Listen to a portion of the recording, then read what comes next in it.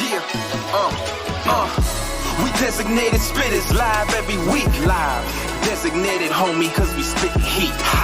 We designated spitters, Francis and Pete. Yes, talking Yankee baseball, hip hop for the streets. Yup, we designated. Yup, we innovative. Yup, we designated. Spitters time that you know. Yup, we designated. Yup, we innovative. Yup, we designated. Spitters, let's start the show.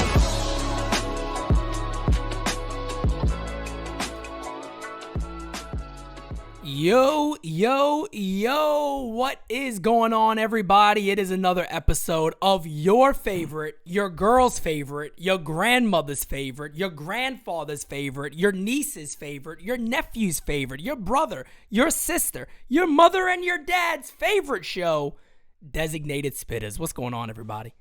That's right, ladies and gentlemen. It's your grandma's boyfriend, a.k.a. Francis Lee, in the building. Facts. He's the ageist. He's an ageist for a reason. I mean, you gotta stick to the woman his own age. Right. I mean, That's right. Yeah, I know. But I'm against the younglings. I'm against the younglings. Francis, anybody watching this right now in the chat, I gotta ask you guys something. Have you ever heard of an ageist? Because I've never heard of that in my life. But Francis was called an ageist.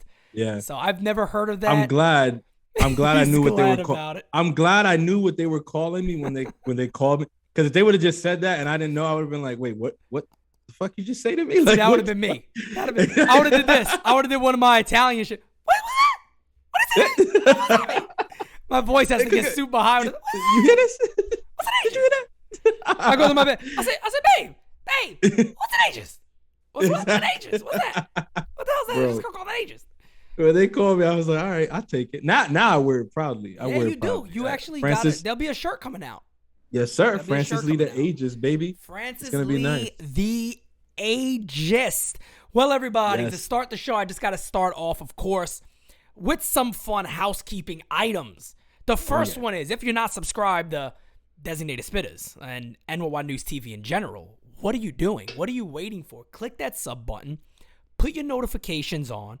Tell everybody about us, how much you love the Spittaz. Go to Apple Podcasts. Look up NyynewsTV. We got our own channel over there. All the podcasts are on there. Leave us all a 5-star review. And Francis, am I missing anything else? I think those are the two big nuggets. I think those are the two big nuggets. Subscribe to the YouTube if they haven't. I think you did catch that. I got that one on there. Apple Podcasts. You said that. Check mark. 5-star review. 5 you stars. said that. And later on, we'll give them our sponsor. So we good. I mean, facts. We're ready. I like it. We're ready to roll. This is wonderful. This is off to a really good episode so far. Yeah, man. Unbelievable. This is how we do it over here. It's amazing.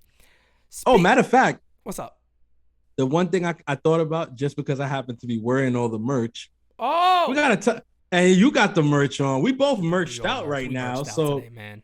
So I mean, we might as well tell them, hey, if you want to look as fly as the Spittaz right now, you know, you need to go to NyynewsTV.com/shop, and you could be as fly as the Spittaz. Come on, man. Look at this. This guy's modeling over there. He's like, check me out. Cheesing. And I'm telling you guys, here's the thing too, man. I've been telling everybody, June 25th, when we got our day at Yankee Stadium, NyynewsTV Day at Yankee Stadium, guys, you got to be decked out with the merch, man. You got to let the Yankees know. There's a new team in town. There's a new team in town. Oh, yeah. That ain't giving you that Yankee Doodle Dandy shit. We coming at you for real. we giving you the realness. That's what we all about, baby. And we ready to start the show off with something. You stuck off the realness. Yeah, we be infamous. You heard of us. Hey. The funny thing is, we have a good area to start off. Speaking of keeping it real, we need the Yankees to keep it real with our boy Aaron Judge.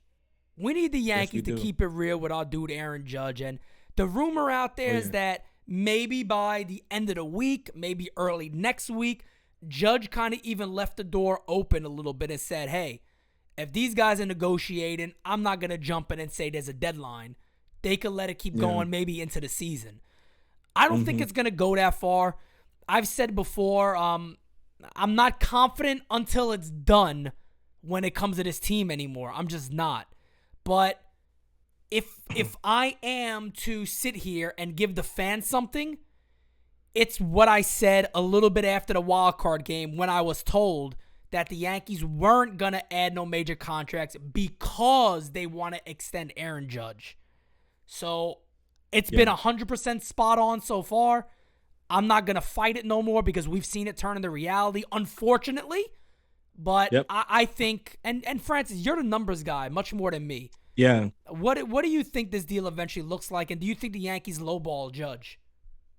Yeah. I mean, I would say numbers wise, it could look like 7 years extension, right? Like a 7-year extension, not including this season. I think what's going to happen is he's going to play this season under whatever the ARB number ends up being. So he asked for 21. The Yankees were at 17.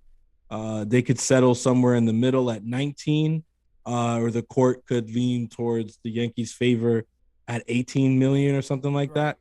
I think if you're the Yankees and Aaron Judge, you really don't want this to be like go to an arbitration hearing. No way. Like, it's really uncomfortable. Like, the players who have gone to these hearings have terrible experiences with it. And like, you don't want to do that with your franchise player in Aaron Judge. So hopefully they can figure this out. But I think he plays this year under whatever the ARB number is. And then they extend them for like 7 years after that at around 185 million, which will average out to be, if I'm right, it's like 27 point something, but let me just get it correct. So almost the Freddie Freeman numbers. Pretty much exactly. So Makes it's sense. 26, it's 26.4. It's 26.4 million. So basically almost 26.5 million a year. But 2 more years than Freddie Freeman. If you so basically the total numbers would be, adding this season at 18 million, he'd be making over $200 million the next 8 years with the Yankees. I mean, I know some people were talking about year-wise, and you got Yankee fans out there saying, I give him 5. I think Judge gets 7. I think Judge gets definitely 7. 5 is not going to happen. I don't think 5. I don't think there's any way in hell 5 happens. Because you got to think about it too, right? Aaron Judge, no, he's not stupid. If I sign a 5-year deal, I'm 35. My career could be over at that time. You never know. Exactly. Or I could not be nowhere near the same guy. I'm locking in my career contract here. This is it. Look, age, you got to look at the market.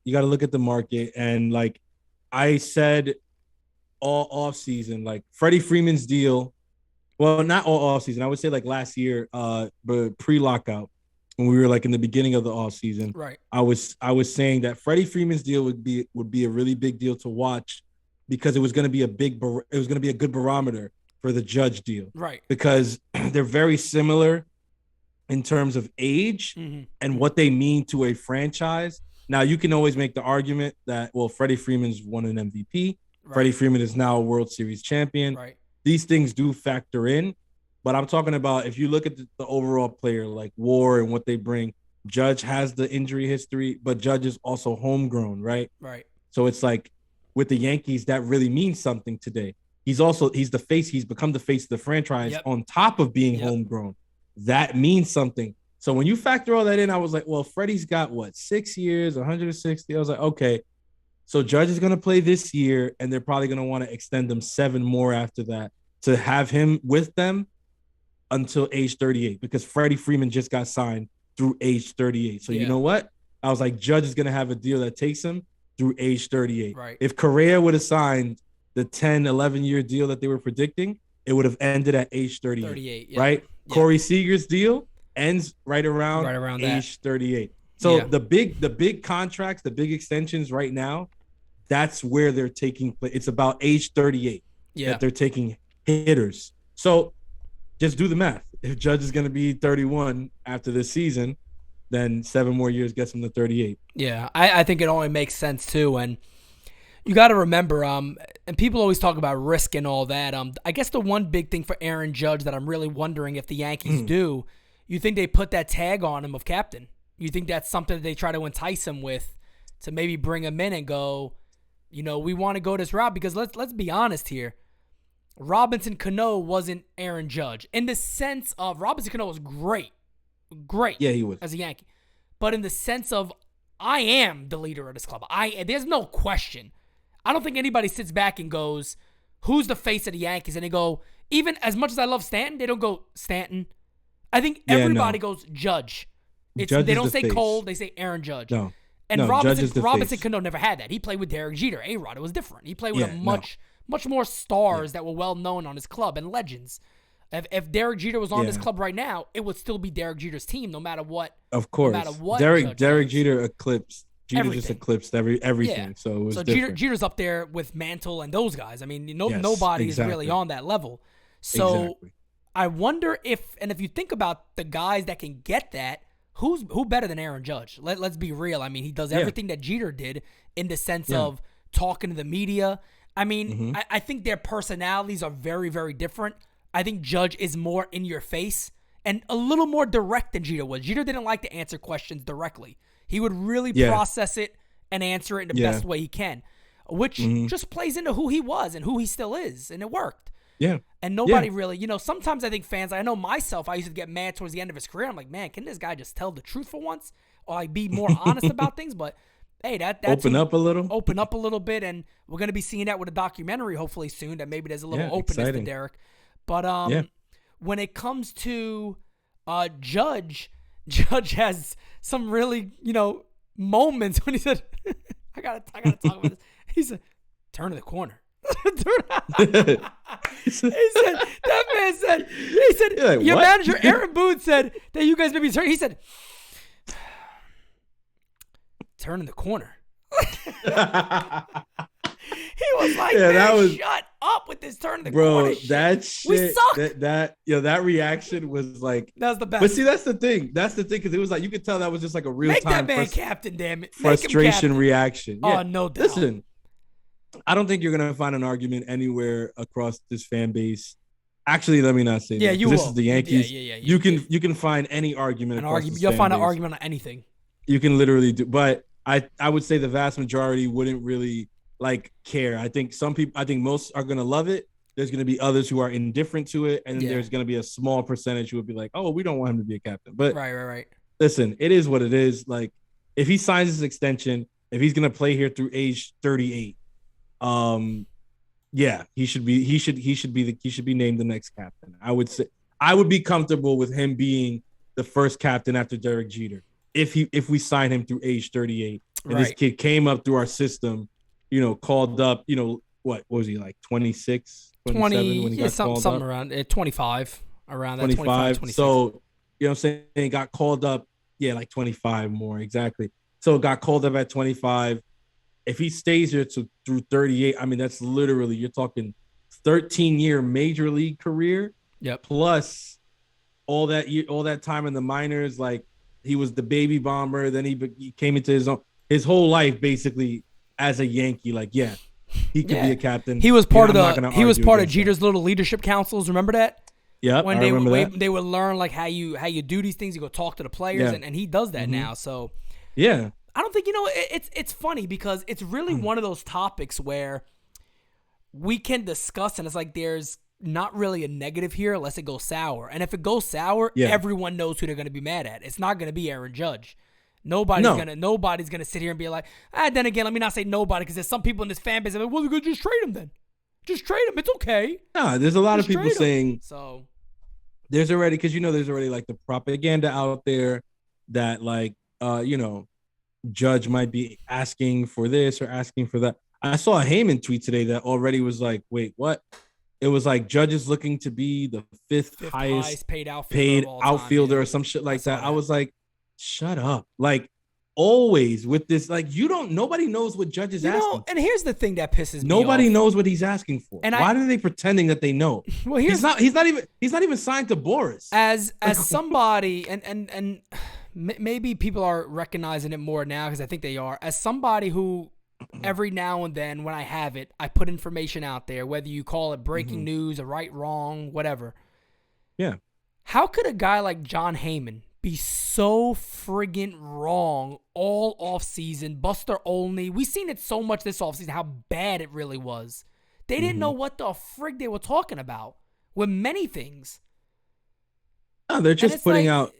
I guess just it's like put out whatever people tell them. Yeah, they just put out stuff to try to get some clicks and shit like that. No, listen, with Heyman at this point, I'm sorry, bro. Like, if any of you guys listening are fans of his or whatever, I'm sorry if I offend you, but it's just like, bro. I don't think he has many When it fans.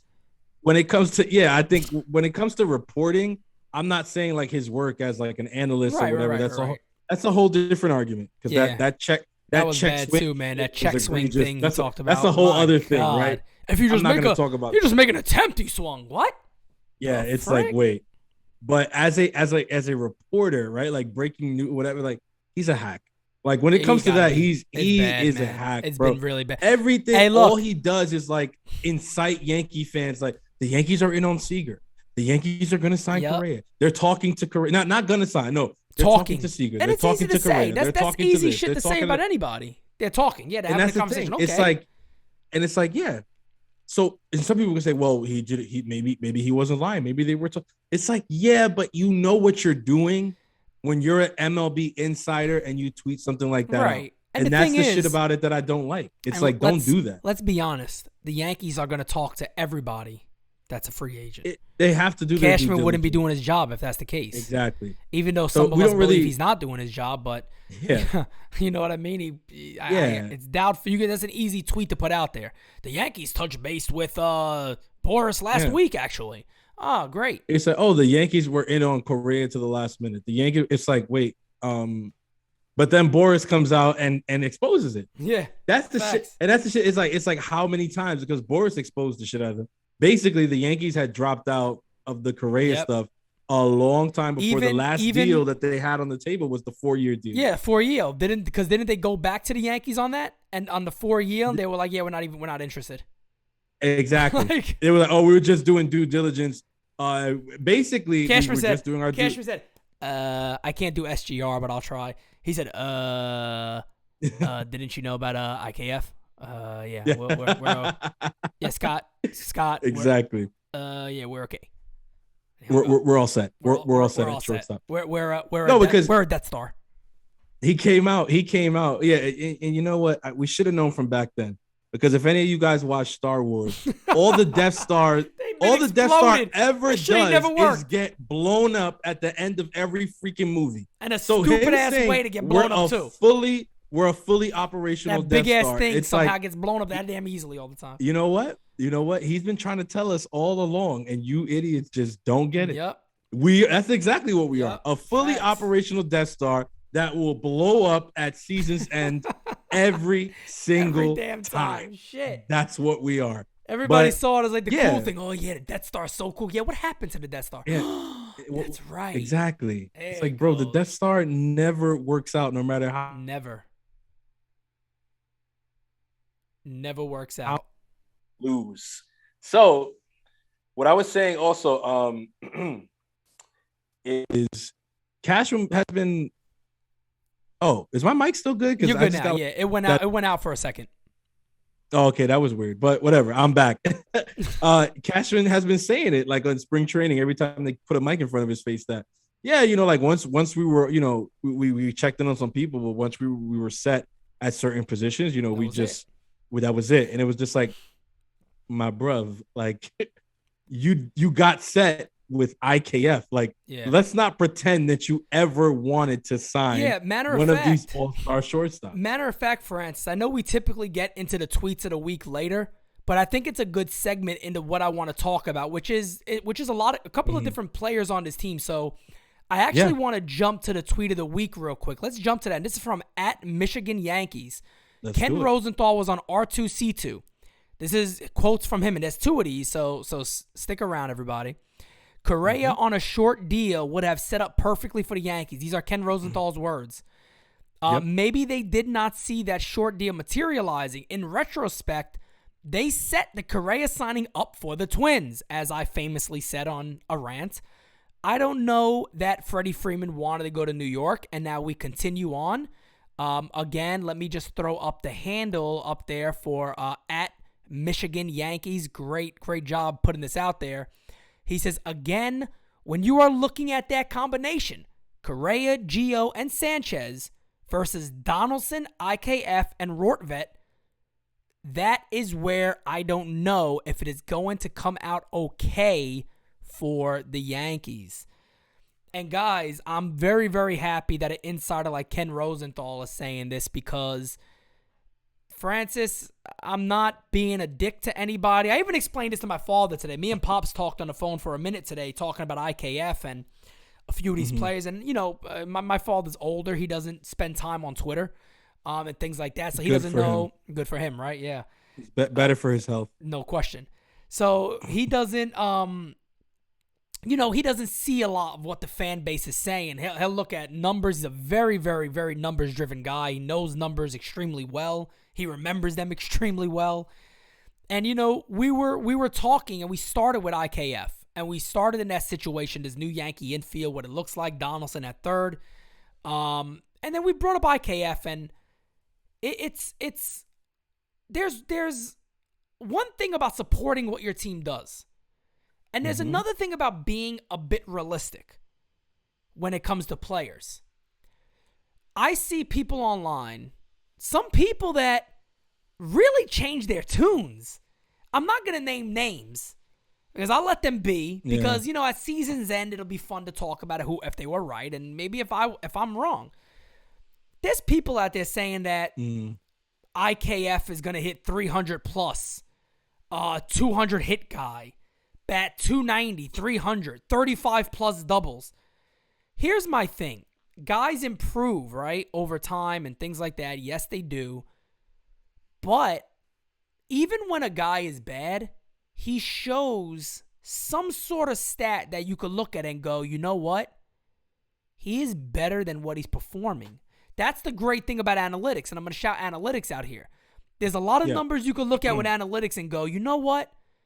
This guy is probably a little better than what those numbers show, and we can see where he would make that progression. IKF doesn't have any of those numbers. None of them. He has nothing that really that you look at and go, this guy can hit well over 300. First of all, he doesn't walk at all. He doesn't walk, not at all. He never walks. Yeah. Yes, last year he got 25 doubles. His OPS has never been over 700. Never, which is a below average hitter. That's not me saying that. That's what OPS is. If you're under 700, you're a below average hitter. You're considered a below average hitter. That's what he is. And at. another thing to note, below 700 OPS in Globe Life Park. In Globe Life Park. Yeah, you might want to say that one a little louder. Yeah, there's very few hitters parks as hitter friendly as Globe Life. So I'm not trying to shit on them. I'm just helping your argument there, with the numbers. And no, the last thing before you go on to talking about this, I do want to talk about him for a little while. Is if you look at, for an example, matter of fact, I got this right here in front of me right now, and I'll mention it any second. But there's if IKF can have the same exact season he had last year, I'll be happy. That's what I expect from him. But the people putting this expectation on him of being a 300 hitter, there's nothing that he's ever shown in his career that he can do that. And guys, look, you can't walk 20 times a year and he had 170 hits last year or so. He's still at around 270. That's because he doesn't walk. Yeah. So a guy just doesn't, there's been guys who have obviously just changed, but it doesn't happen often. We've seen nothing where it's like this guy's developed power. He's going to hit for more power. He's going to drive the ball more in gaps. He's a singles hitter. He's more of a singles hitter. I slap the ball around. But guess what, everybody? Would you personally be shocked if this year he hits 235? No. I wouldn't be shocked. And that's not me saying he's going to do that. That's just me saying I'm seeing him for what his career has been. I'm not going to put these unrealistic goals on him and say, oh, well, Dylan Lawson is going to change him and he's going to become this next great shortstop. Guys, dial it back a second. Let's hope he has the same year as last year. That's it. Those things also don't happen overnight. Correct. Those things don't happen overnight. Yes, Dylan Lawson could possibly have a positive effect on him. But that's not going to happen overnight. Yep. I just feel I want to say first, I agree with you 100%. I think him hitting 300 and they're saying he's going to steal 25 bases and hit 20 homers and whatever. It's like, okay, look, if he does that, God bless him. I'd be happy with that output. I'd be more than happy with that output. But I think to be realistic, like if he gives me 270 batting average like last year, plus defense at shortstop, and just, doesn't strike out in big moments. Cause like I could live with putting the ball in play in a big moment. I could live with a sac fly in a big moment. What I can't live with is the strikeouts in the big moment and the double plays. Right. That I really don't want to see. That is the thing that just no. So if as long look and to be honest, like I know it's like, oh yeah, you're saying like it's easy. Well, you know what? It's actually not that hard. Yeah. It's actually not that hard to have runners on base and not ground into a double play ball. Like swing at what you know is gonna allow you to get the ball up into the outfield. Now, if your approach there is, well, I'm trying to put the ball in the seats, well, that's how a lot of times you mess up. But if you're IKF, your approach shouldn't be I'm trying to put the ball in the seats. It could be I'm trying to put a run on the board. Right. So just get under one, lift it out to the outfield. But if you got runners on base, you got one out there, do not beat the ball into the ground. Please don't swing at that shit that's down there at your knees. You know that there's not much you can do. You know what I mean? Yeah. As long as he's not doing that, he gives me a 270 batting average, and the glove at short is dependable. And sure, bro, I'm good. Me Why? too. Because that's really all I'm expecting. Me too. Like this whole 300 hitter narrative or whatever. Am I saying that if he hits 300 it would surprise me? No. He's also now in the New York Yankees lineup versus being on the Rangers lineup, right. where it was him. What was the I can't don't forget this the outfielder who broke out last year. In you're Texas. talking about Adolis Garcia. Adolis Garcia. It was basically him, Adolis Garcia, Joey Gallo. Was there. Like, you know what I mean? They had nobody. Nate Lowe was decent. Nate Lowe. Yeah. Other than you had a Willie lineup. Calhoun when he's healthy was pretty good. But other than that, Charlie Culberson, Andy Ibanez. Yeah. But nobody really special. And he still had one of the lowest OPSs. Exactly. So, but I'm telling you, he was on a lineup where the pitchers really could focus in on a couple of hitters and then kind of even try stuff out. Like it's crazy. But now he's in a lineup where they're gonna want to pitch. They're gonna want to pitch to him. He might get more balls to hit here. Exactly. I think he's definitely gonna benefit from getting. Well, let me not say benefit, but I will say he's definitely gonna have the opportunity to put up better numbers here in New York, right? Because he's going to see better pitches. He's gonna be batting probably in the lower half of our lineup, which means that that's the. I mean, listen, any starting pitcher will tell you, right? They're going high effort, top three. They're going highest effort, right? For basically 3 through 6 or 4, 5, 6, right? And then 7, 8, 9. It's not that you mail it in, you don't, but it's like those are the hitters where it's like, okay, like you try to get through them as quick as you can and without exerting as much energy because you know that the top of the lineup is coming up soon. Right. But a lot of times with those 7, 8, and 9 hitters, they end up having more opportunities than anyone to do damage because of how pitchers pitch them. Correct. So IKF, if he's batting in that lower half, that lower third of the lineup, he's going to see a lot of pitches that he can do something with. Yep. Now, I'm not ready to say, he's going to benefit from that because we got to see what happens, we gotta play right? Season. But I'm going to say, would it surprise me if he ended up hitting 300? No, it would. That would not surprise me. Would it? But I'll be surprised. In that same by the breath, way. I'll be surprised by that. If he hit 300? Because he doesn't walk. So, I mean, he has to put up a good 190 to 200 plus hits to even hit 300. Because, I mean, if you look at his year last year, and again, I mean, this is what you have to do when you and can I read you real quickly too before I go into that, the projections that are on I don't know where Baseball Reference I don't know if they do their own projections or if they get it from somebody. But his projections is 554 at bats. Overall hitting 265, a 317 on base percentage, 365 slugging, a 682 OPS, which by the way would be his career high. 9 homers, 22 doubles, 3 triples, 49 RBIs, 15 stolen bags. But that again is just projections. But looking at his numbers from last year, 635 at-bats. He had 172 hits, only walked 28 times. So with a 312 on base percentage, you're not hitting 300.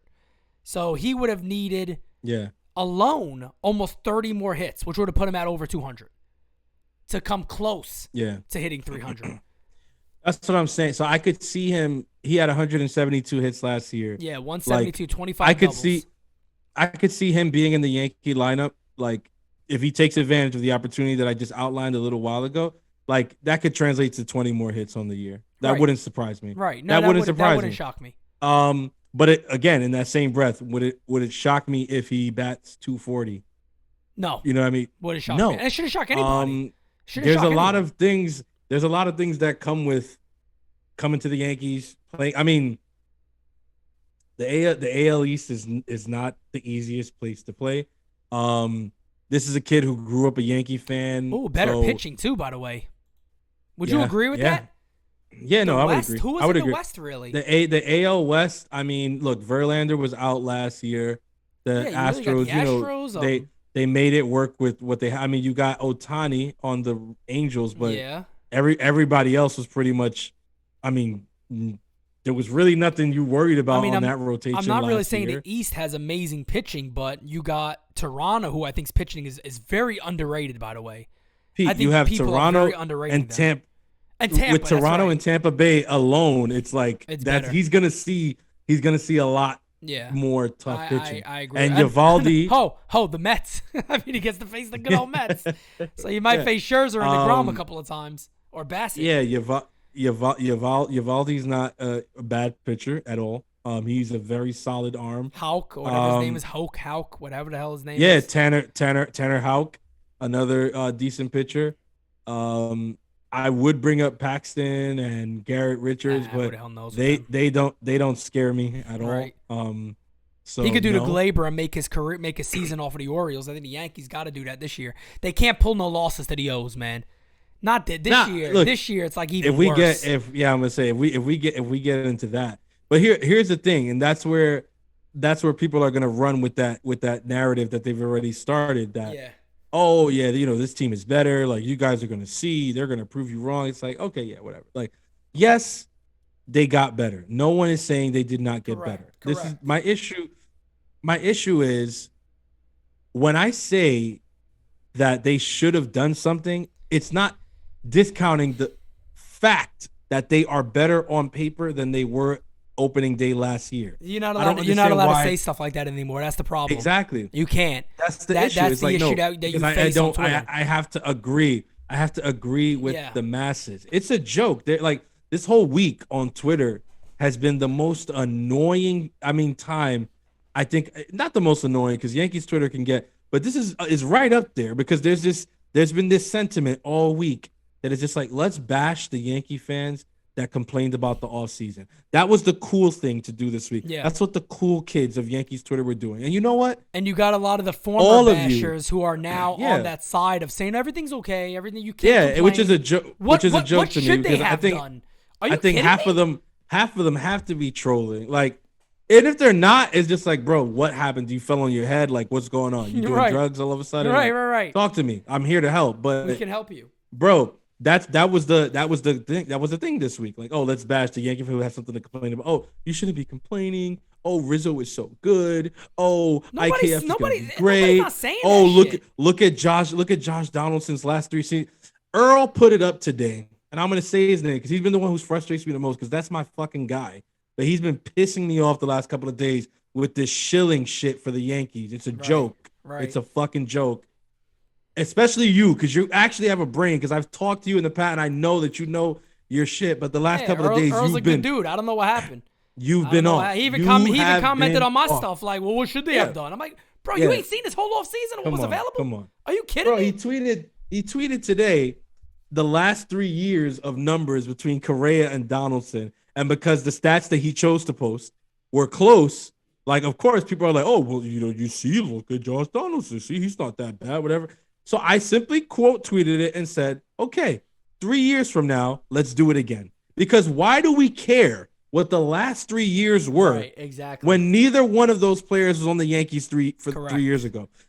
When you sign a player, when you make a move for the player, it is all about what you think they bring to the table now and the future. Bro. So don't tell me that the last 3 years, his numbers in a few stats, the ones that you chose, were close to Carlos Correa. You want to also know why people are full of shit? Before the Yankees got Donaldson, there's not one Yankee fan on the planet who said they should get him. Who said they? No, there's not one Yankee fan on the planet who wanted Josh Donaldson. They even better, who wanted Josh Donaldson. So all of a sudden, these guys become Falefa. And can I throw something at you because I can speak for both of us on this, and actually everybody at NyynewsTV, I could know confidently that I can say this. We are not hating on moves that the Yankees make. We are not sitting here hoping the Yankees lose. That is not what we're doing when we talk about these things. What we're saying is you guys have now started to settle for mediocre moves that you know in your heart you never expected to happen. Yep. And when it happened, even you were blown back and said, whoa. I remember I did the chat the minute Gary Sanchez was traded, and I didn't even know who he was traded for. My boy just messaged me. I was getting ready to lay down. I was working on stuff all day. I was laying down. Boom. I said, let me jump back on. When I was on, when people said it was, and I was Josh Donaldson and everybody up in there. Are you kidding me? What in the world? IKF. I guess that means we're going to lose all these shortstops for this guy? Yep. And then all of a sudden the dust settles and the Yankees start putting out cute little videos. Look at this picture of me at Yankee Stadium. I always wanted to be a Yankee. And everybody goes, "Aww." Yep. And then the big heads out there post the cute little pictures and cute little words. And look at the catcher's muscles. Oh, my God. And all that nonsense. It's sickening. And it's again, sickening. Just so everybody knows, I think Josh Donaldson could have a very good season if he's healthy. I just said, I think Josh Donaldson's another one. If IKF has what he did last year, I'll be very happy. We got better defense. We've improved. But let me tell you guys, if they all do what they did last year, Rizzo included, improved, right? Correct. If Rizzo does what he did last year, if Josh Donaldson does what he did last year, and IKF do what they did last year, those three in the lineup do what they did last year, we improve. If Judge does what he did last year and Giancarlo does what he did last year, we are golden. Right. If Gallo has a bounce back season, if Gleyber Torres bounces back, if DJ is really DJ again, oh my God, we're going to be fucking phenomenal. But listen to how many goddamn ifs I just said. That's what I've been saying. That's the problem. I've been harping that on you this don't message see, the whole time. that you want to fight. You want to fight with people. You want to argue and say, oh, why are you guys complaining? You guys sit on your fucking high horses like you know what the fuck you're talking about. None of you know what the fuck you're talking about. Nope. None of you. Nope. None of you know what the fuck you're talking about. And even if you do all of know, you think. And even if you do know what you're talking about, you're scared to do what we do. And it's literally that we can just come on here. We can talk the truth, and people want to say, "Oh, well, you guys are being down about." No, we're not. We're being realistic. Look at the lineup, guys. Again, I'll do it again. I did it recently. Catcher, who is it? Who's the catcher? You got cats posting. Kyle Higashioka's gonna hit 25 plus this year. What are we doing? But that's the shit, and this is why the Yankees have gotten away with this, bro. You guys are projecting half-court shots for everybody, saying, give us 10 chances. We'll maybe make one of them. And then if everybody hits that route, we'll be terrific. First base, Rizzo. Okay, Rizzo's a little older. Are we not to forget he was our third choice? That's not a knock on Anthony Rizzo. But nobody cares. Nobody wants cares. to talk about that. He was the third option. Because he's a Yankee now, he's the best. Correct. That's the problem. Because he's a Yankee now, he's the best. And I love him. But he was the third best option. Correct. Second base. We got to wait for the bounce back. Yes, spring training looks good. I even admitted. I said his swing looks quicker through the zone. I said that on our chat the other day. He looks like he's in good shape. He looks like he's in good shape. Looked like he took this shit a little seriously. He seems focused. He did make a bad play or two, I think, already in spring training that second, but we'll let that go. We'll see what happens. That's true. I didn't see those. I'm a little nitpicky. I'm being a little nitpicky because he has a lot to prove, and he does. I think that's a fair statement. IKF, I said this before. Would anybody be shocked if he hit 270? No. But would you also be shocked if he hit 240? No, I wouldn't. No. Third base, Donaldson. Would anybody be shocked if he plays barely 100 games? I wouldn't. Would I also be shocked if he has a terrific season? No. But again, there's not balance. It's like this. It's either this or this on all these guys. Left field, it's high Gallo. risk. It's high risk, high reward. Would anybody be shocked with Gallo if he has the same year he had last year overall? I wouldn't. No. Center field, Hicks. No. Anybody expect him to play 100 games? Right field, Judge. We've seen him injured. And I'm not wishing that on Judge, but there is so much problems that are red flags on this team. Look at. Oh yeah, you said Hicks. Yeah, Aaron Hicks. I mean, but then again, we haven't even got to the starting rotation yet. We haven't even talked about that yet.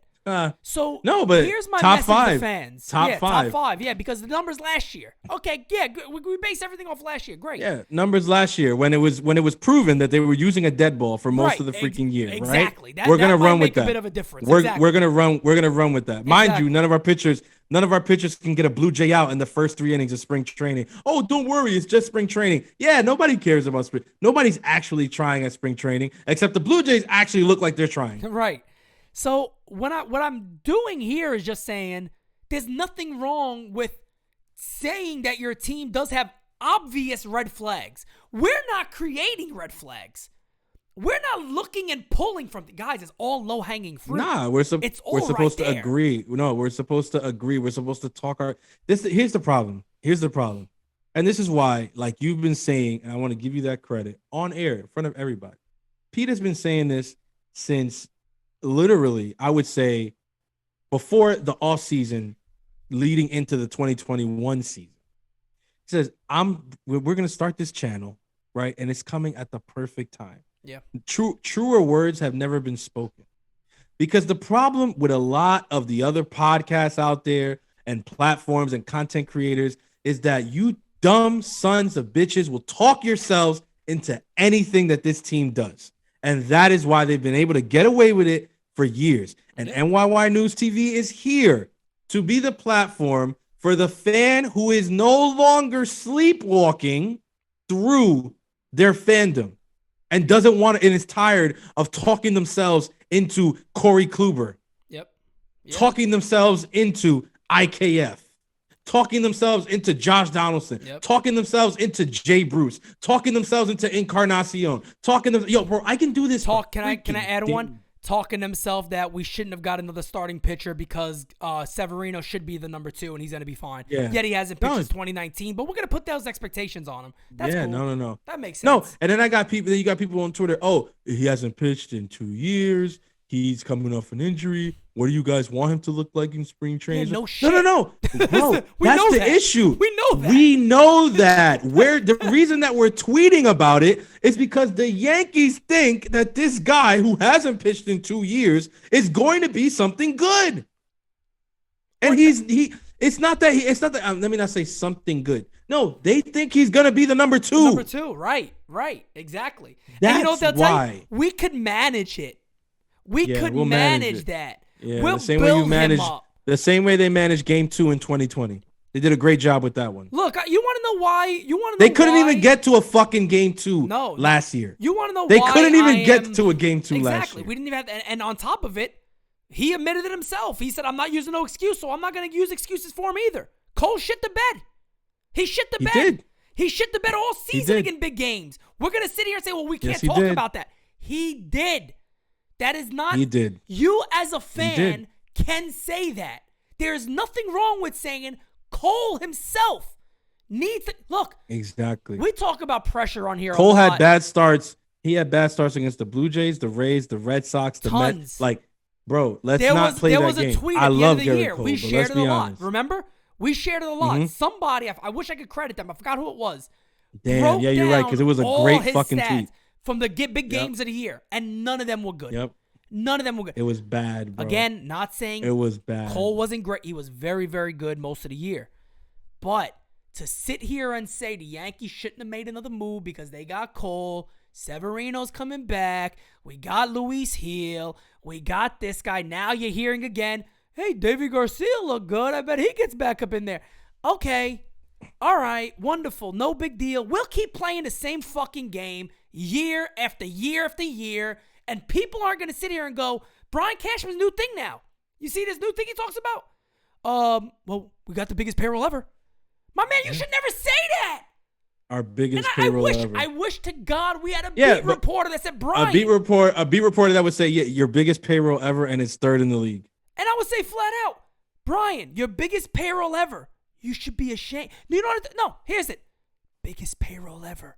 Fuck you. That's what they should do. Let's be guys. Look, I did this on a live because I couldn't help myself. If you got time, pull up the Yankees roster and tell me that is a $250, $260, $270 million roster, and then go jerk this dude off. No, they're gonna tell you that, this again. This has been my problem. This has been my problem with the people who are out there doing that, because, like, first of all, like that, all that disparaging talk that you do to fans, like, Yankee fans complaining or like this, or Yankee fans, it's like, yo, bro, shut up. Like, yeah, this fan base is like the most. Do you know how dumb you sound too, by the way, when you say stuff like that? Yeah, no. But why does it have to? My question, and it's always been this way. Why is it that in Yankee land, like everything is just like, no, let's create sides in the fan base. Let's create cliques in the fan base. Yeah. Let's do, bro. We all root for the same fucking team. I gotta shout out my brother Felix on this one. He said that Yankee Twitter is literally high school. It is, bro. And it is. You got your little cool. It is the Twitter apparent cool groups, which honestly, in my opinion, aren't too damn cool. But it is what it is. I'd love to see half of you in person. I really would. Here's the crazy thing that I always say about this channel, and I always say this because it's true. We welcome everybody here with a different opinion. We also welcome it so much. We're saying, you're in chats, debate it with us. We would love to have back. Sheffield did it the other night. A guy said Aaron Hicks is good. He's like, no, he's not. He's not good. Yeah. For this club, he is not good. Look at this team. Yeah. And that's another thing, too, I want to talk briefly, too, before we get into some other stuff. Aaron Hicks is the center fielder. He goes on the R2C2 show, and he's talking about, we got to have some fuck you, and I'm going to steal these bases. And I say it the other night. I had somebody message me and go, Pete, you kind of sounded like you were hating on Hicks. No, hating on Hicks? Guys, I'm being realistic about Aaron Hicks. Where do you see anything that you have seen before his injury even, where Aaron Hicks had one of the worst arms in the Yankees outfield? Aaron Hicks' defense went to total shit. He couldn't even route a ball the same anymore. He obviously lost a step. He was nowhere near as fast as when he first came over. You could tell the way he hits. All of a sudden now he's learned, I'm not a power hitter. I'm going to start making more contact, putting the ball in play. I'm going to steal 25 bases. No, you're not. No, you're not. When you steal 25 plus, I'll say it right now, I will happily come on and go, Aaron Hicks, you proved me wrong. Good for you. Good for you. He's talking about, we got to have this and have that, and the team's going to have. Okay, good. Where was that shit last year, Aaron? Where was that shit last year? Again, that's the typical thing. It's like you know. No, it's cute little quotes. And don't get me wrong. Savages in the box. Don't get me wrong. It's all bullshit. I loved to hear it. I love to hear it. I watched it. I watched it on the YouTube. I saw him. I was like, yeah, he looks good. He looks happy. Sitting next to CeCe. He's saying all the right things. But for me as a fan, that doesn't do it for me. It doesn't tickle my balls. I tell you. I'll tell you like this. It was an entertaining podcast. These cats get their balls tickled by anything. Did I leave that podcast excited for what Aaron Hicks is going to do this season? I left that podcast excited to see what happens. That's how I left the podcast. I'm not going to leave that podcast and say, Aaron Hicks MVP season incoming. Give me a fucking break. Bro, I got cats Let me see it first. Pete, why did you guys not make a shirt saying that? Because I'm sick of these little tagline bullshit that after the year they make us look like morons. I'm sick of it. We went from savages in the box to pussies in the box. I told everybody. Bro, if you don't believe me and you want to go search my Twitter, do it. When it came out, I said, stop this stupid savage shit. And everybody went out, how could you say that, blah, blah. You're just hate. I said, no, because when it comes to October and we shit the bed, all of you are going to look like morons. And we are going to look like bigger morons. So I know it's cute, and we get these little sayings, and, oh, let's go make shirts. Let's put on. Yeah, they're the players that we support. I understand it. But you cats make this like our battle cry and our motto. And it's like, do me a favor. Sit back and look at this team first. Sit back and look at these guys first before you want to say that stuff. And then we'll see where you are. The manager's talking about he got savages, yet he's talking about being bullied. Are you friggin' kidding me? And it's the same guy back again. I mean, look. We should have knew what the offseason was going to go to when they made that first move. As soon as they brought Boone back. But here's what I'll say. The whole battle cry thing, I'm all for it. I think you need one every year. So I'll give them that. Like, okay, if that's what they want to do this year, have some fuck Fire you. Boone, that's my one. Fire Boone. Fire. Play for that, Yankees. If that's the battle cry this year, it's like, all right, I'm for it. Let's do it. But my thing is like, none of that stuff does it for me.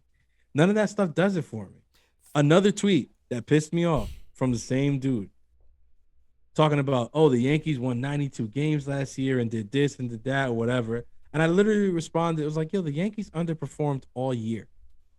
He was like, oh yeah, but they won and they still won 90 games. I was like, 92 games. And I looked at it, I stared at it, and I was like, I can't believe how far we've fucking fallen. I cannot believe. That's a success. And how fast. Yes, and how correct. fast. Don't you remember a couple years ago, they were saying the same thing, but it was 100-win seasons? Yes. They were like, well, Correct. we won 100 games. Right. Well, now I got to listen to people who I used to respect their opinions on baseball, have the nerve to respond to me and say, well, they won 92 games. If you don't shut the fuck up, 92 games? Yeah, 92 games? That's our mentality. The New York Yankees, 92 games with Aaron Judge, Giancarlo Stanton, Healthy. DJ Healthy. LeMahieu, Best years. Gleyber Torres, Gary Sanchez, fucking Garrett Cole. They won 92 games, and I'm supposed to... Give me a fucking break already. Yep. Give me a break already. Stop with this shit. I'm telling you.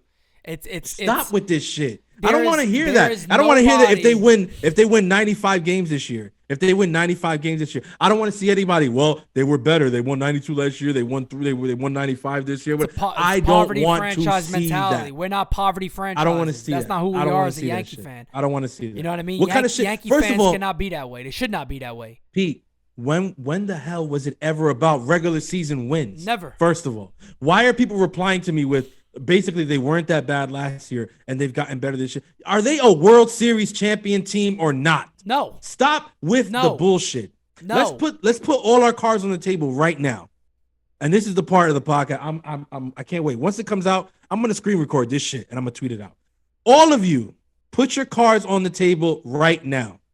Fuck regular season wins. Fuck IKF's batting average at the end of the year. Fuck whatever Josh Donaldson does at the end of the year. Does this team finish the season as the last team standing holding up the trophy? No. Because if the answer to that question is no, It's no. then everybody has a fucking right to complain. Let me tell This you. used to be a franchise that fought for championships Facts. every single freaking year. What is this? Let me say something, too, that people need to understand. They're going to re-sign Judge, potentially. What trade do you think they're going to make at the deadline that's going to really improve them? They're not going to add payroll. Nobody thinks about that. It's already out there that they don't want to go over the. You think if the they don't want to go Phillies- over the they don't wanna other go over it. threshold. So what the move are they 270, going to they're make? saying they're not going over it. Unless they're holding on to some of these guys knowing, hey, look, maybe we get some other teams to eat the whole contract if we give some of our better prospects if they're not ready yet. That's the only hope they'll have is that Cashman works some magic and does the same thing. But this team's not adding a major salary to really get there, to get better.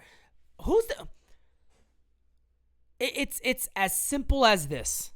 If you think the Yankees could win a World Series, as is right now, with just their rotation, that it's a top 5, Pete. My fucking ass is a top 5. My ass is a top 5. Let me tell you. Because my ass might be able to be the number 5 starter right now. Okay? They might be calling you in a couple weeks. I'm telling you. So you're sitting there talking this shit when in reality, everybody's a question mark. And you could bitch at me all you want. Garrett Cole. I'm very comfortable with Cole having a good year. I think he will. I'm not going into the season saying, I don't know. No, I'm saying I know. And he's going to very much disappoint me if he doesn't show up. If he's not the same guy, first of all, on top of that, if he's not the same guy, the season's over. So don't even go further.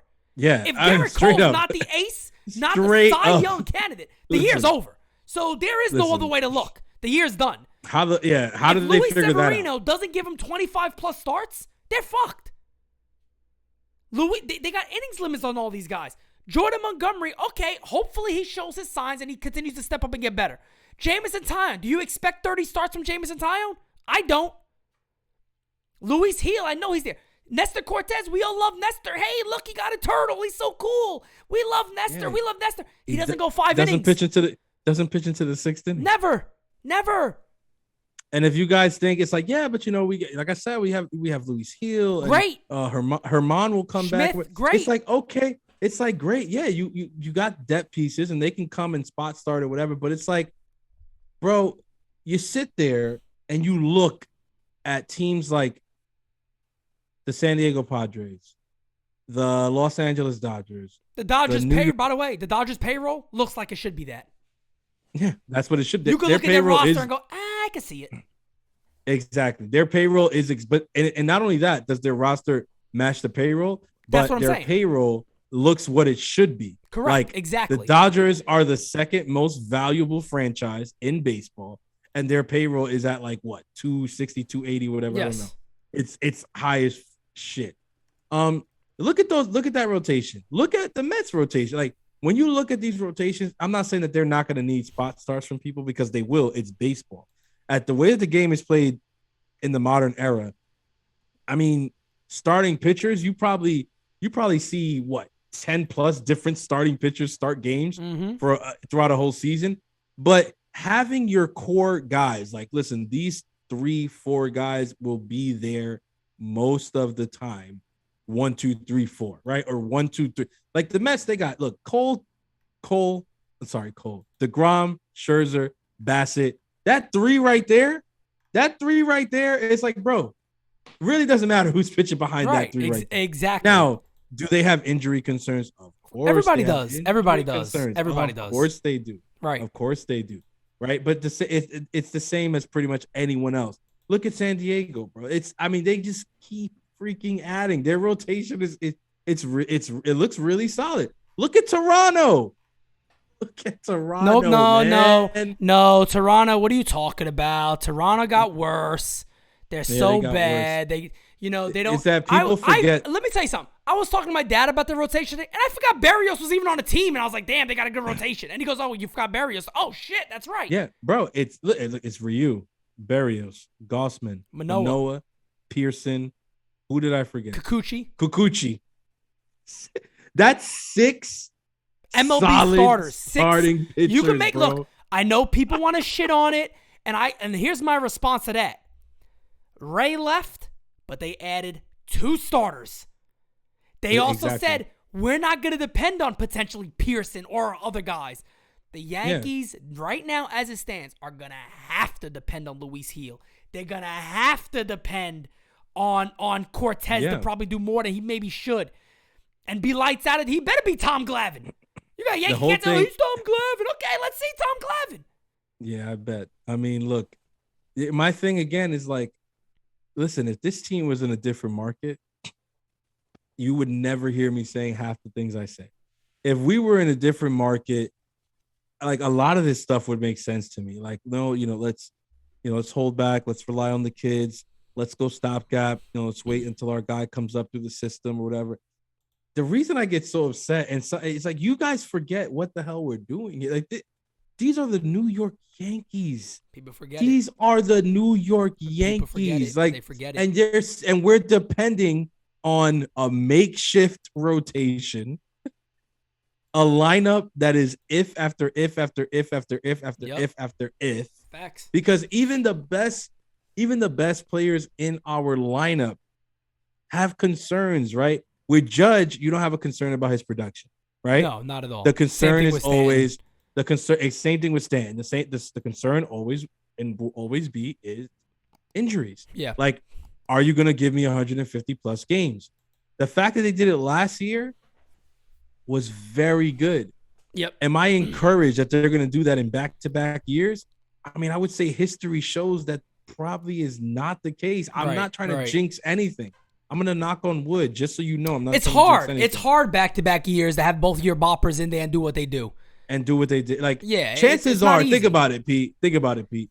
What do you think the chances are realistically that they both play as much as they did last year? Like, let's be realistic. It's hard. Is it going to happen Let's again be the same way realistic. it did? I don't. And that's one of the things too that me and you have been harping on for a while is that you've missed out on that season now. You know what I mean? That season was you wasted. missed out on that. And even that, like, people could say, yeah, but that's a tough call. Well, look, guys, you want to know what's not a tough call? You just saw it happen and you ain't did jack shit. You just saw it happen. You saw what could be. Yeah. How much look? But here's my thing. How much easier? Let me just throw this out there real quickly. If the Yankees came to me and said, "Hey, the move they made, they got rid of Gary, Donaldson's at third, we got IKF, so yeah, the infield defense is improved up the middle, maybe a little bit strong. You can make the argument, which I still think only teams that win the World Series are strong up the middle. This is not a strong up the middle team, but I'll move on from that. You look Catcher, at center field. catcher, second center base. field, shortstop. I mean, defense-wise, he's good. Second base, we don't know. There's a lot of question marks. Again, all over everywhere you look is a question mark. And that's not being negative. That's being honest. But you look at... But the potential, Pete. we understand that. How much better they could be up the middle, We Pete. understand could be. Why are you complaining? We get all that Why are you stuff. complaining when they could be so good? Right. We understand all that. Could be's are cute. Wishing for stuff is I cute. could hit the lotto tomorrow. Jim Ross said it. If wishes were fishes, the world would be an ocean. Exactly. So you know what I mean? And we can wish all day, and we, you know, that wishing doesn't always come true. But the Yankees squandered after seeing what these guys did. If somebody came to me and said, "Hey, that's what the Yankees offseason is going to be," or you could have a difference. What's that? You could trade for Jacob Stallings. You could sign Robbie Ray, and maybe you add a Marte. That was one of the off seasons where me and you sat back and said, I mean, that would be good, but it wouldn't be the best one. And right now, that looks fucking amazing. Shit. You shitting me? A legit pitcher to go after Cole, a real catcher, bro. I said and this a real yesterday, center right? fielder. I said this the other DJ, day. in my head, in that offseason, Glaber gets moved. DJ's the everyday second baseman, and we start Peraza at shortstop to start the year. Who was? I think Sheffield was talking about that. Yeah, actually, matter of fact, off the record, me and Sheffield went on. We had a conversation today for a while, and we just got into talking Yankees too, and it's funny because what you just said is what we both said too. Dude, the fan base wouldn't have been upset if Peraza was a shortstop. The fan base would have said, "Okay." I mean, how long have we been saying We've that? been waiting for him, and Cashman himself said, "Hey, yeah, his glove is definitely major league ready." And people I talked to, people that Eli Fishman talked, say, "Well, his bat is too. He's really freaking good. It's a really good prospect." No, it's they legitimate. must. He must not be. Can't figure them out. I mean, we don't know. We can't figure them out. He's so good. You couldn't possibly entertain a Matt Olson trade with his name being involved. Right. Oh, no, because remember, Francis, they wanted both Volpe and him. Yeah, the fuck they did. So, give me a break, guys. You guys believe that? Like, the guys that Atlanta sent, their 1 and 2 prospects were not Volpe and Peraza. Well, the other thing, too, about that, can I throw this out there? Because I read this today. Atlanta knew they overpaid. That was written today. And they were talking about this before the lockout, they said. They were the winners the whole time. So I read that today. Yeah. Atlanta was going to get the deal done the whole time because they were waiting and waiting. And then they said, you know what? Just give them. Once they probably knew that we can have a deal for Olsen if we trade for him, money-wise. An extension. Get rid of him. But you know why? These cats just tasted a World Series. They literally just said in their head, these other kids ain't going to be up anytime. So we still got Drew Waters. We didn't trade him. So exactly, he's one of our top. We still got enough there, but guess what? Fans aren't going to sit back and go, man, for 1 year old, they're going to say, oh, for 7 years of Olsen? Cool, no problem. And we paid him less than Freeman? Bro. No, great. Bro, great deal. The man great is deal. he's making a smaller AAV than Freeman. His deal has only 2 more years He's younger. than Freeman. and he's younger. And meaning it's really that his prime. His prime is a lot longer His production over the next 6 years is going to be probably better than Freeman. It should be. Probably. It should be. Probably. Based on projections, but again, it should be. Again, I'm saying should because you never know. You never know. Even with a You're Matt right. Olson, You you never never know. know. But it's a much better shot. Trust me. But here's what it is. Here's what it is. There's no Atlanta Brave fan out there saying right now, I miss Patchy. I can't believe we traded our top two guys. We traded Christian Pache. How did we do that? How could we trade Christian Pache? Yeah. How could we do that? Yeah. What a stupid move by a team that just won a World Series. World Series teams celebrating. did the right thing. They got better. They're celebrating. And they don't have a fan base going like this right now. We just got a little bit better than last year. Now they're like, we got better. We just won a World Series and we got better. Bro, they got better. Say what you want about Kenley Jansen, but he's still one of the top closers. Hell yes. Come on, bro. We kept Chapman. Let's not. He's still getting paid more. They're all at that same money right now. It's crazy. Chapman, Jansen. Chapman's still the king though. Yeah. Chapman's still the king crazy. of the 18 a pop. Bro, it's again like another thing that just like kills me. And me and Pete were talking about this like just before we came on, right? It's how quickly like some of you guys like drink that Kool-Aid, bro. Like, it's sad, man. Bro, wild card game last year. The game ends, right? Obviously, the same day the emotions are running crazy high. Yep. People are saying all kinds of hyperbolic, whatever statements and shit. Yep. So let's not say that because I get that, right? But even a week, 2 weeks after that, some of us continue watching playoff baseball because we love just the freaking game. We have to watch it. But looking at Yankees Twitter at that, this shambles. Compared to now, everybody wanted Boone fired. Everyone. You guys wanted Cashman's head. You guys wanted Gary gone, Glaber gone, everybody If they don't go gone. out there and add this guy, if they don't sign Correa, if they don't go and trade for Seager, remember Seager? Everybody wanted Seager. Everybody sign Corey Seager or do this. Oh, Marte's gonna be a free agent. Trade for Jacob Stallings or Carson Kelly. Or look, Martin is gonna be available. Why don't we get Perez? Roberto Perez, yeah. Why don't we get Roberto Perez or whatever? It's like all this shit, right? Mm-hmm.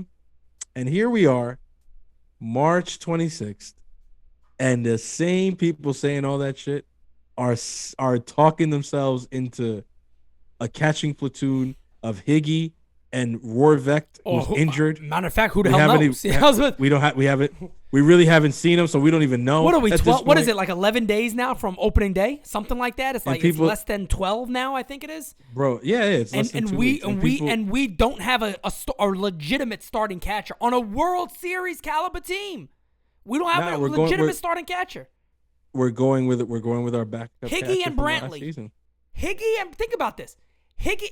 If somebody told me, who I've been waiting to get rid of Gary Sanchez for a long time, Pete. They got rid of Gary finally. Really? Who's the catcher? Who do they get? Oh, they just stuck with Higgy and Brantley. What? What? No, come on. Tell me the truth. You got to give me the truth. That's what they did. Are you out your mind? No, that's what it is. Well, they traded for a guy, but Cashman knew he was injured, and who knows how long he's going to be out. But, he knew he was injured. That's hilarious. And you didn't go out there and get somebody else? I'm really just like, with the catcher thing, it's like, okay, fine. Because at the end of the day, I will say this. Gary being gone is one of the biggest addition by it's one of the biggest addition by subtraction things you could have done. To the so point, it's like, Francis, to the point too, and we said this, I don't give a poot about the offense number over there. Just catch. It really is what it just catch the ball. Just catch the ball. Call a good game. Have build trust. Have with the rotation. Pitchers want to throw to you. That's it. Exactly. That's all I don't want to hear this drama about, I don't want to throw to this guy, that one, whatever. But, I mean, I remember, going into the offseason, Joe was the first one on Matt Olson trade. Christian will argue with you over that. Christian says he was first. Okay. Oh, yeah? I mean, all right. So, I mean. Christian's going to hear this. Christian's going to hear this and go, he was first. It don't matter. It's funny NYY because News I team was remember having that shit early on. It's funny because I remember. I think Christian did say it on their podcast, but I feel like Joe was saying it before that. But the thing is with Joe, Joe was saying it for a minute. Thing is with Joe, us, the thing is with the thing with Joe is he was in the chat. Me, you, Joe, Arby. We were talking every day, so we saw it first. Yeah, like he was saying this like pre-deadline, like it was really early. And before that, I was beefing with NYYST. We weren't big fans of each other at that time, but now we best friends. Now we best friends. We bros now. So, I mean, that started right, but that was like very niche. There was like not a lot of Yankee fans who knew about it. Right. Off season hits, and analysts and the insiders start talking about Olsen trade, and every Yankee fan lights up the freaking room.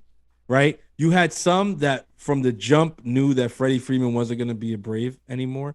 I was one of those people who said, I just can't see him not being a Brave. Right. But you had some, Pete, I remember you said it super early, like, I don't know. I feel like they're going to let him walk. Yeah. So those fans were leaning towards Freeman early. They were like, nah, Freeman's not going to be a Brave. We got to go jump on that. But the large majority was like, Olsen, we got to trade for Olsen. Matt Olsen trade. The Yankees are going to trade for Olsen. 1 yard line. I mean, all I have to say is 1 yard line. And you guys remember that day on how it went on Twitter. Bro, he ends up a Brave. Freeman ends up a Dodger. Yeah. And we bring Rizzo back. And I said it. I was like, literally, man, you know, it's so shameful. Only this organization can make me hate us signing Anthony Rizzo. It's true. It's like because we love him. Anthony Rizzo, he's a great love fucking Anthony Rizzo. player. Yeah, we love Rizzo. Great fucking player. And when you know what? The ball hits the sky like a big pizza pie. That's a Rizzo. Come on, man. We love him. We love Rizzo. I want to see a lot of those balls hitting the sky and make them fair this year, Anthony. Come on, make them fair, man. Bro, it's like, but again, it's just like when you saw the possibilities out there, it's like, how do you end up with the third option and you're the Yankees? And people were like, oh, well, you know, they weren't going to give up, you know, what it took to get Olsen or whatever. It's like, yeah, but that's the problem. I had someone ask me the other day, oh, but would you have traded Volpe for Olsen? I said it. It's out there. Go to my tweet. I was like, yes. Yeah. And they were like, and I know, I said, of course, people are going to see that, but no, but you can't trade Volpe. How dare you say whatever? That's because the organization's telling you that. You guys are running with that, and that's the thing, Pete. That's the thing that kills me. Is like they don't want to think for themselves anymore. It's like, no, the organization told you that he is the second coming, so now you believe it. Guys. But when I look at his track record at the moment, all I have to go off is a really great year of A-ball. Yeah, and I said it before. Look, I'm with Francis on many things. I've talked about, you know, you guys are just saying it. I talk to the guy's father often. Yeah. So they I'm talk not like all the time. Yeah. So I mean, I'm not sitting here. We're hopefully going to a game or so together. The thing is, I'm not sitting here attacking Anthony Volpe for being Anthony Volpe at all. That's never the case. I'm not even saying that Anthony Volpe can't handle the pressure. I'm talking about the New York Yankees as an organization when I talk about certain things with Anthony Volpe. Yeah. I hope to God Anthony Volpe comes up and he's a future Hall of Famer. That would be my dream come true. That would be awesome. It would be amazing to see. But to sit here and be like the Yankees need to limit all their moves for the next 2 years potentially for somebody who's never played above A-ball. And then look, on top of that, the other guy who's already done it, beat the level, is in AAA. They're like, he could stay in AAA. Okay? Yeah. So why am I going to put everything into the Yankees doing the right things in this organization right now? I was about to turn into a whole, this is going to be hard times, brother. Freaking Dusty Rhodes over here. I was about to turn to a whole Dusty. For the New York Yankees, it's hard times. Hard times is when you're batting .298 in AA and they won't call you to the major leagues. That's hard times. Listen, man. I saw the numbers. I did a video a couple weeks ago. I listed out the numbers for you. I know how crazy his year was last year. I'm expecting him to take another step this year at a higher level. I get it. We hope so. I hope. We hope. But my thing is, if we could have parlayed a crazy year of A-ball into Matt freaking Olson, you do it. A championship team does that. Well, here's the thing, and this is why I think David if it's Cohn, a need. This is why David Cohn said what he said, which is not really Yes Network type stuff. That's why I was shocked when he said it, because he said it during that game. He said it multiple times. I heard it. He said flat out, the pressure that the New York Yankees, not Anthony Volpe's putting on himself, that he said Anthony Volpe's handling it well so far, but that the New York Yankees are putting on this kid because of the moves they did not make in the greatest free agent class of shortstops ever. That is concerning. Those are his words. Concerning. Yep. You know why? Because God forbid, if Anthony Volpe, who I'm already biased for, by the way, and I'll admit that, I'm already biased for Anthony Volpe, if he isn't the guy we expect to for the next 10 years, he'll be the new Kevin Moss. Because guess what? Bro. Everybody's going to be saying, you passed up on Seager, who is now entering a really good couple of probably future with the Rangers, who got money, a ton of money, still a lot of money to spend. Yeah. And they got good prospects coming up on top of that. They're on that real quick rebound here. Another guy the Texas got, Marcus Semien, passed up on him. Who knows if this guy hits 40 homers again? Carlos Correa, we know about. Trevor Story, who might, by the way, whip our ass all year in Boston. Don't be, you know who's going to steal 25 plus bases? Him. Under Cora. He's going to do it. He's going to do it under a manager like Cora. That's who's going to do it. But you could even go further, Francis. You could go further. You could even say Freeman, Olsen. Yeah. You could even name first baseman now, because guess what? The minute Steinbrenner said, we like our guys in the minors, that's why we did it. Everybody didn't say, oh, it's Peraza. It's Dominguez. You know what they said? It's Volpe. It is Volpe. Exactly. So guess and what? Here's my thing. It's pressure to the moon and back. Bro, and if it doesn't work out, it's going to be a lifetime thing. Bro, he's going to... Listen, as tough, he could be the toughest guy that there is. If it doesn't work out up here, he's going to have to get the hell out of Dodge. There's just no way. Like, there's no way. And for all, I mean, I'm telling you, I've heard everything. I've seen everything on Twitter this week. Everybody, all of you who have already talked yourselves into it. No, like, you know, this was the smart move because, you know, Volpe, he's coming up and he's going to be so great. I mean, his stats and whatever. It's like, yeah, shut the fuck. You don't know anything. You don't know anything. Everybody on Twitter, you all try to sound like you know what the fuck you're talking. Half of you guys don't know what first of all, half of you didn't play baseball. And it's so obvious that you didn't play baseball when I see the shit that you tweet about, the shit that you talk about. Especially a lot of you analytics people are like fat nerds who just like couldn't play the games. So now it's like, well, I'm going to get into the numbers of it. I don't think they even watch the game, to be honest with you. I really don't. I think they see it as like a puzzle. What are we? Seriously. Yeah. And it's like, bro, and then you sit there and you pull all these freaking peripheral stats. It's like, no, you have to explain and convince yourself that a guy is good. But you completely forget. What about objectiveness? Like, what about objectivity? What about objective good? Yeah. Like, when the rest of the league looks at Aaron Judge, he is objectively good. Right. It's objective. There's no argument there. If anyone who's out there saying Aaron Judge is not good, you're a troll or an idiot. Red Sox fans say it. They love him. Objective good. Yeah. Objective. Aaron Hicks is objectively not good, bro. Right. You can bring up whatever stats you want, the walks, the this, the that. He is I gotta throw this good. in. I gotta throw this in because this is what they do. So it's just in my mind right now. So it's part of your argument, and you can continue on right after that. Why do you guys find stats for guys who aren't good to convince yourself that they're good, but a guy like IKF comes over who has none of those numbers, and you convince yourself still that he's great? Answer me that question. Answer me. All of a sudden, what number, what analytic number shows you that IKF was a better option than any of the free agent targets out there? Matter of fact, that he was a better option than what the Yankees could have had already. No. Pete, all of a sudden batting average matters again. Don't you see how that works? Yeah, that's right. Oh, yeah, 270. Oh, really? Don't you see how that works? Hold on. He would have had the most hits on the team. Really? But he doesn't walk. He doesn't do all the other stuff you guys like. What happened? Yeah, that's not the type of player he is. Oh, now it's based off the type of player. Intriguing. Everything is about whatever stats fit the narrative that they want to portray.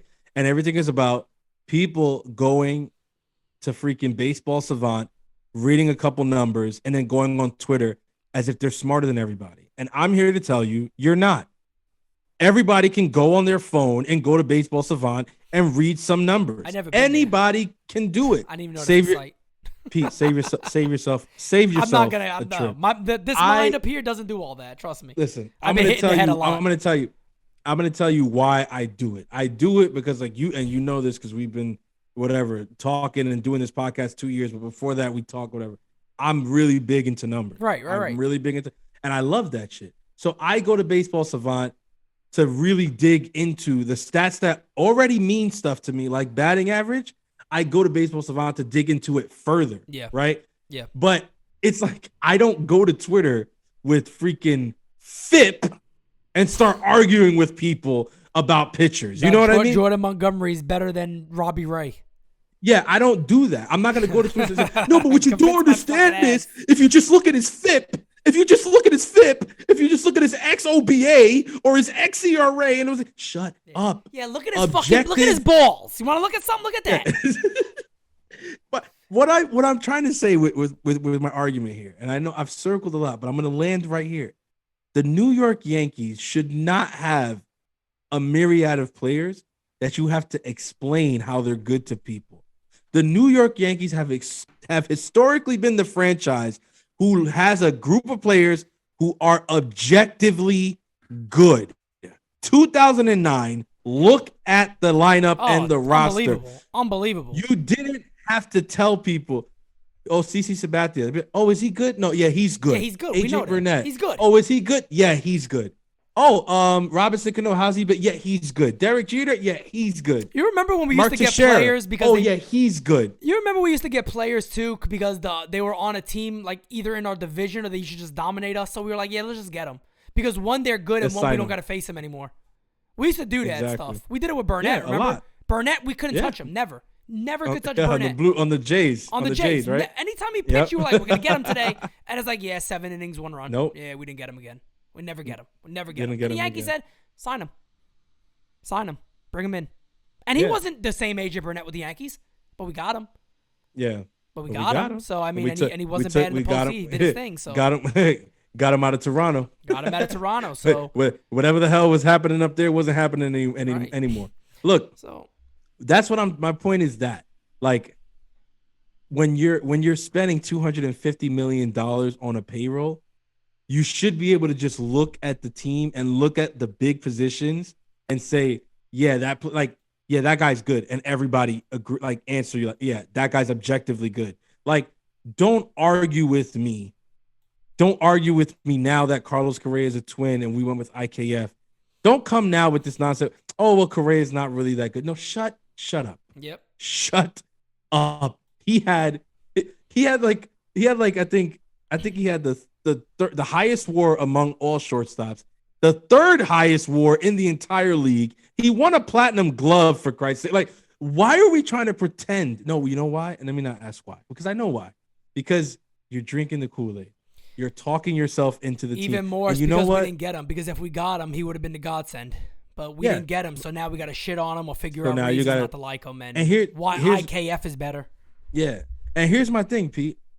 Because I'm really good friends with, like, eternal sunshine optimists. Right. I'm really good friend, right? And some of them are Yankees fans, right? Like, I got one of my friends, his name is Chris, right? He's eternal sunshine Yankee fan. I got this dude, well, no, he's not eternal sunshine, so let me not say it. Because, like, he listens to, but, like, this kid, Chris, eternal sunshine Yankee fan. No matter what they do, he's going to try to see the silver lining in it and still say, nah, man, we're going to get him this year or whatever. See, I don't knock that. Me either. But I don't mind somebody being an optimist. Yeah, you see, I don't knock that. But you see, you know what I love about it is he's very honest. Like, he says, like, yeah, bro, like, honestly, like, no matter what they do, like, I'm always gonna try to tell myself like that they're gonna win. I'm always gonna try to talk about. As long as you admit that, then say whatever the fuck. Correct. But I don't go on Twitter and say, no, all of you are just too stupid to see that this is actually a really good team. That's ignorant. And yeah, they're a really good team. And they're like, what number in the power rankings? Don't you know the power rankings always shill for the Yankees, and even they can't do it? Yeah. Don't you notice how every year, last year, we were like, what? We were the favorites to win the World Series or some shit like that? I think somebody this year was saying that's why the Yankees are good. I think, shout out to Arby. I think Arby sent that my way.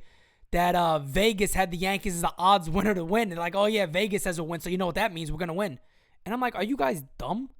Like, I hate saying that to people, but like, because the Vegas odds have the Yankees up there as one of the teams that are going to win, you believe that means they're going to win? First of all, the Vegas odds are always going to have the Yankees like up there, and they're going to always promote it because the Yankees are one of the biggest franchises in the entire world. It's a draw. And so people are going to bet them. Right, exactly. So of course they're going to put what their odds are. Like, let's pretend that we know something about something. No, but everybody, Francis, we're just dumber than everybody else. Everybody else is so much smarter, that's what it is. You can't. We're not allowed. We're not allowed to bring up the red flags and then also root for the team, because that's the thing now. If you're not supporting them now, don't root for them later. You can't root for them later if you don't support them now. Here's the thing, Pete. When did we say that we don't support this team? We're on a podcast right now. Never. We're on a podcast right now. Bro, we put out content daily about the Yankees. Daily. Every week we put out a podcast talking about the Yankees. Every day our channel is putting out content about the Yankees, except, the Guians will talk about other things and Chef will also incorporate some of it. But for the most part, the name of the channel is NyynewsTV. Right. What do you think the NYY stands for? Exactly. Of course we support the freaking team. Yep. Don't tell us that we don't support the team, because I already did this rant last week. I don't want to have to do it again. But stop trying to tell people how to fan, bro. Everybody fans the way that they want to fan. You are not some sort of authority to tell people how they get to fan. Yep. I don't care what they do. Correct. Bro, there's people who go to freaking football games in the blistering cold with no clothes on and paint themselves the color of the home team. Yep. I don't tell them not to do it. Yeah, I think it's batshit crazy. But you know what? If that's how they want to fan, let them fan. Let them fan. Let them fan. The same goes for the reverse, Pete. That's all I'm saying. If the same goes for the reverse, if that same person is so upset with the team's lack of production, their inability to win a championship, their inability to do right by the fans, like have a fan service something every now and then they're just as much as in their rights to voice that. Yep. And you don't get to tell them, oh, stop complaining. Oh, Yankee fans always this. Yankee fans, they say they want this, but then you improve the team and they still are complaining. Oh, please, man, shut up. Shut up. It's do we have to go back on all those people's tweets and see what you said at the end of the season and show you yourself how you're settling? No, because here's the thing. That's the funny thing. They'll come with that response. They'll be like, no, I've looked into the team, or I was emotional back then. You looked into the assholes. What you looked into? Yeah. You saw shit. Bro, you don't. It's like, just be honest. You're trying to sell yourself on the team, because at this point, what else are you gonna do? Because you're dirty. You're dirty. That's what it is. You're dirty. Here's what we're trying to tell you, people. You don't have to sell yourself on the team to be a fan. Not at all. I'm gonna watch pretty much every freaking game. If the Yankees traded Volpe, if they did something I wouldn't want them to necessarily do, if they kept Gary Sanchez, Hicks stayed in center field, they traded Aaron Judge, guess where I'm gonna be on the 7th? Doing the first NYY News game season with you, watching the New York Yankees. Yeah. And I'll be here supporting, but guess what? I'm also going to tell you the truth about the team, because you know what? You, even as fans, don't want to hear the same shit from everybody. You know there's somebody out there. You want people to break the mold. That's what we are. That's exactly what we are. And I gave a quick little shout out there to Game Season. Game Season Live coming this year, guys. Game Season Live, it's gonna 22. Be big. It's going to be big. By the way, I can make that announcement now. The first Game Season Live is going to be Francis Lee, myself. It's actually going to be a triple threat. And Gary Sheffield Jr. We're going to Let's watch go, baby. Yankees, Red Sox, Yankees on the first one ever. Wait till you guys see that. And beforehand, before I go any further, I said that you're dirty.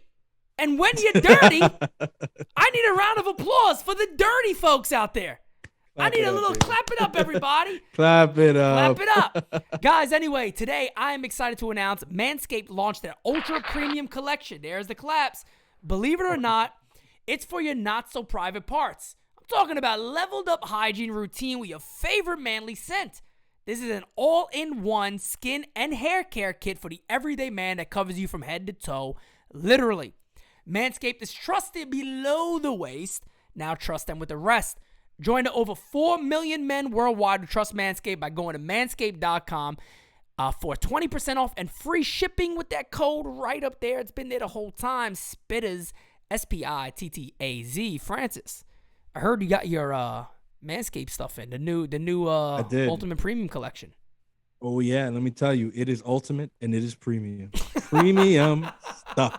Let me tell you. Facts. I like the shampoo. I like the body wash. Shampoo, but I was telling you before we jumped on, bro, that the moisturizing body spray. I really fuck with it. You know why? Because I'm a really big cologne guy, but you know I buy some colognes that are pricey, things like that. Yeah. I don't want to. I ain't trying to waste use it, those but all the time, right? Exactly, right. But I need to leave the house with my smell good. That's just, you know what I'm saying. We Bronx natives. Same way. You know how it is. Same way. You can't be walking down the block without a scent. I can't use the Mont Blanc all the time. I can't use the Paco Rabanne all the time. I can't use it all the time. You gotta, and so you need like everyday fragrances and stuff like that. Facts. So the body spray, I already had their cologne, but then the body spray is like the same scent, but it's a moisturizing body spray. So you throw that joint on, you smell amazing. Facts. And you're moisturizing your body while you're doing it. It's like Axe. It's like Axe, only it's not like destroying your skin. Right. Exactly. It's not like peeling you apart. So exactly. So it's like Ozzy said. Your girl comes up and goes, "Thank you, Manscaped." Yeah. She's very. Yeah. She starts smelling. She starts looking at you. I'm telling you, man. You put on the Manscaped. The other day, man, I think I came, got my hair cut, showered with my Manscaped stuff, put on the moisturizing body spray, Manscaped deodorant. Came out there feeling like Val Venus, didn't you? I mean, I just came. He felt like Rick out, Rude. bro. He felt like he played the Rick Rude. He said, "Cut my music."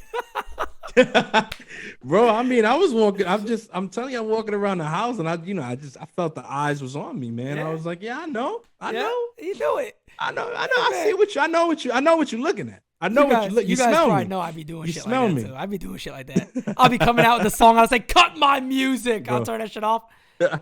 I'll do the whole Rick Rude. Oh man, bro. Yo, man said Val Venus, bro. Like, remember yo, Val we are Venus? getting old, man. Yeah, we man. getting old, bro. I remember the It's time when he was crazy. messing with the little Asian girl. Nowadays they probably wouldn't be able to get away with this, but he was messing with the Asian girl. Mr. Fuji came and he said, "I choppy, your pee-pee." Like that. He was gonna cut his pee-pee off. And Yeah, nah, you I'll can't have to say do an that apology shit to her tomorrow. Guys, can't I say that. apologize. Oh, for no. saying I They said choppy that. your pee-pee. Oh my god, no, you don't gotta say. You sorry. gotta He be said very, it. very careful with him. Hey, he's starting opening day versus Verlander. That should be a good one. Oh, be very, very That careful. should be a good one. Yeah. Should be good. Verlander's first start in a while. Yeah, facts. It's gonna be a So, good game. It's gonna be a fun season, man. Like, I don't think we have much else to talk Regardless. about. I want to just talk about some things we got coming up. Briefly. I know me and Francis touched base on Let's this a do little that. bit, but I want to talk to you guys about a couple of different things. We're gonna have pregame shows, basically every single day. Pregame shows, postgame shows. Postgame shows, we're working on something where you guys could call in live, and we can have the fans. You know, that's gonna be great. You guys call in, we get you on, we can talk a little bit. Won't be too long. You know, then take you off, get to the next one. Pre-game shows, man, oh man, I've been working on. I've showed Francis. A lot of the guys have already seen what we're working on. We got player cards where it's going to be a really, really nice nicely looking show to watch. It's going to be really entertaining to watch it and to see what we got for you. And then we talked about, I'm going to show you guys before the season begins to promote game season live.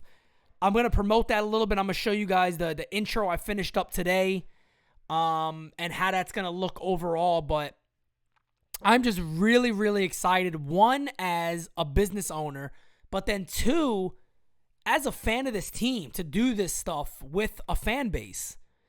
And then also, man, on the 25th, I just got to shout you guys out already, man, because a lot of you are coming already, and we're months away.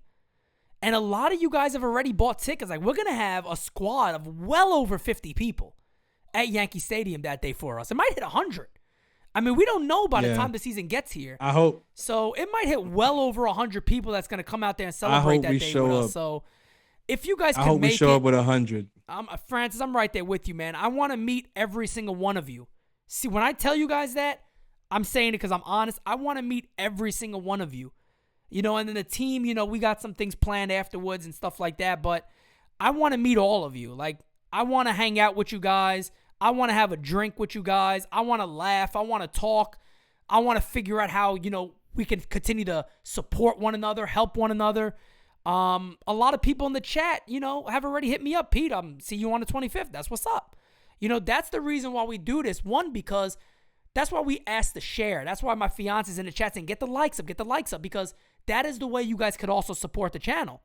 And it gets more people to see what we're doing. It's algorithms. You guys know that. So we don't do that for a reason to be on top of you guys. We're doing it because we're like, I know you guys want to support. That's an easy way to do it. So do that stuff like that helps us build and grow. Yeah. And on top of all that, the little Francis, things count. Before I let you go into that and your thoughts on it, go to right now. You have a chance to win MLB The Show. The announcement is going to be made on Wednesday. We already got like 30 plus people that put their, it might be more than that now. I think it is. But go to NyynewsTV at NyynewsTV. That is on Twitter. It's pinned. You'll see it immediately. All you got to do is follow NyynewsTV on Twitter, subscribe to the YouTube channel, show it on a screenshot that you did it in the comments, and also retweet. That's all you got to do, and you have a chance of getting that game. Yeah, man. You guys definitely got to join the giveaway. Come on, it's MLB The Show 22. What are you doing? Let's go. We're giving away a brand new game. Like, let's get it popping. We know you guys love that game out there. One thing I will ask y'all, you guys have been amazing with my Ghost of Francis Lee account. Yeah, follow Francis, man. Yo, guys, please, if you haven't already, go to Twitter, man. Follow at Not Francis. Instead of an I, it's a 1. So it's at NOTFRANC1S. Yes, I'm gonna put that in the chat too. I'm gonna put that in the chat now so you guys will see it. So, bros, please follow your boy. Share me out. Let's get my followers, bro. I gotta tell y'all, man. I don't know what it is. I used to not give a damn, but now I start looking around Twitter and I see some account. I mean, 3,000, 4,000, 5,000, 6,000, 8,000, 9,000. And I look at the tweets that they're putting out there, and I'm just like, bro, they're not giving y'all no content, man. Like, I'm out here, like, giving y'all, like, pulling out these morsels of thoughts. Like, it's not wrong. You know what I'm saying? It's not wrong. Come on, man. Like, I'm really thinking about the stuff I'm out there. I'm not just tweeting. And let me not even say that. I'm not even going to do nobody like that. But I'm just saying, like, bro, we really think about the tweets that we put out over here. Follow everybody.